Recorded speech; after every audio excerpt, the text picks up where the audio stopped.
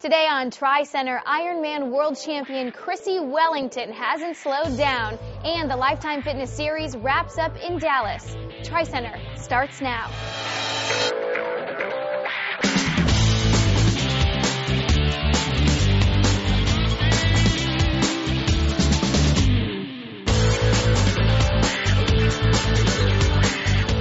Welcome to TriCenter, your source for triathlon news. I'm Ann Wessling, coming to you once again from the TriCenter studio in Southern California. It seems that three-time Ironman world champion Chrissie Wellington isn't having any trouble recovering. Chrissie's been on the road riding with charity organizations and making appearances in the San Diego area. She sat down with the Tri Club of San Diego on Friday, where she talked about what her body can handle and the competition in Kona. I've decided that 3 Ironmans per year is what my body can prepare for and can recover effectively from with other races in between. Mirinda broke my run record from last year, and that's really exciting because these records are there to be broken, and she's raising the bar for us all again. So although I won the race, the run records come down for women yet again to 2:56, and I don't think a few years ago people would ever imagine that the race would be won in 2:56 for the women. I've known Mirinda for a number of years, and I know just how strong she is, and Brett actually said to me a few years ago, watch out for Mirinda, she'll be she's one to watch. And then she proved that by winning Clearwater that year, and now has come up and proved herself again at the Ironman distance.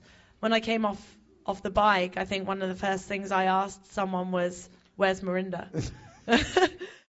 While Chrissie and the rest of us focus on the Ironman World Championship results, the stars of Olympic distance racing lined up in Dallas for the Toyota US Open Triathlon. The final event of the 5-stop LifeTime Fitness Series, the Toyota US Open, went down on a cold and rainy October 11th.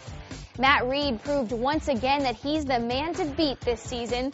Reed ran away from Greg Bennett with 800 meters to go. Bennett, the winningest athlete in LifeTime Fitness Series history, had struggled with injuries earlier in the season, but gave Reed a fight for the final. He held on for second.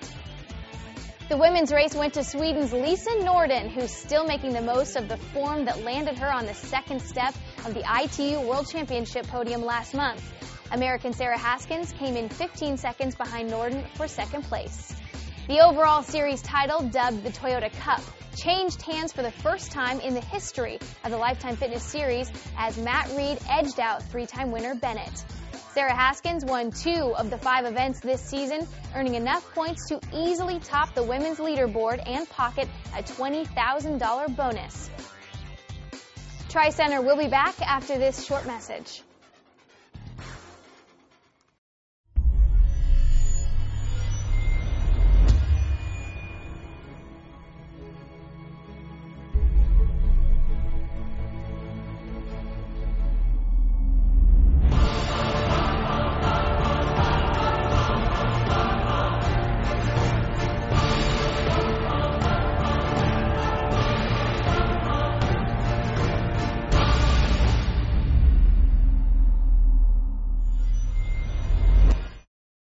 Now, triathletes are obsessive about training, but despite their attention to heart rate and power and the dedication it takes to put in hours a day, sometimes skincare is almost overlooked.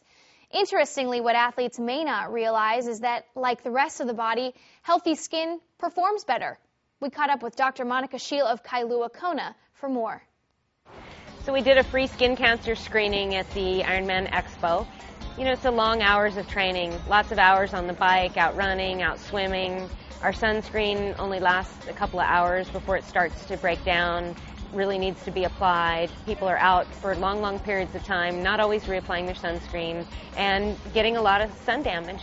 And I see a lot of triathletes in my practice and find that a lot of them do later on in life develop pre-cancers and skin cancers.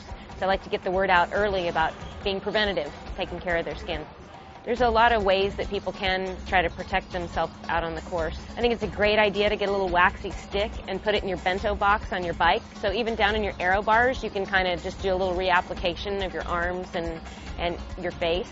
Yeah, I've had athletes say to me, oh, I don't want to put on sunscreen, my skin needs to breathe, or maybe they say something to me like, you know, it's going to make me too hot and I'm not going to be able to perform on the run, but it's actually the opposite.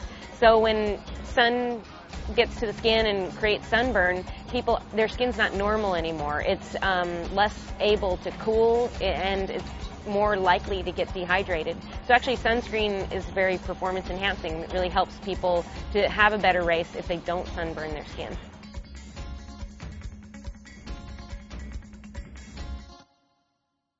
That's the show for today. We'll leave you with a look at what's to come on TriCenter. Thanks for watching.